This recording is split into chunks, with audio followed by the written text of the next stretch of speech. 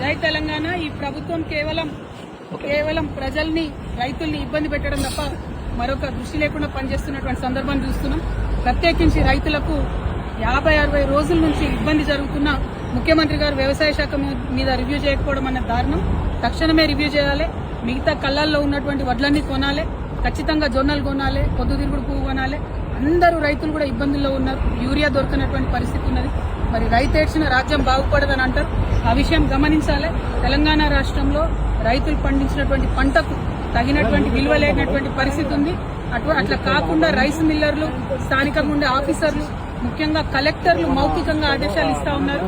కొన్నటువంటి ప్రతి రైస్ ని కూడా, ప్రతి వరిని కూడా వడ్లను గ్రేడ్ ఏ కాకుండా మరి నాన్ గ్రేడ్ కింద కొంటున్నారు. దానివల్ల రైతులకు అపారమైనటువంటి నష్టం జరుగుతుంది. కాబట్టి అట్లా జరగకుండా మరి నిర్మూలించాలని చెప్పి మేము డిమాండ్ చేస్తున్నాం. జై తెలంగాణ.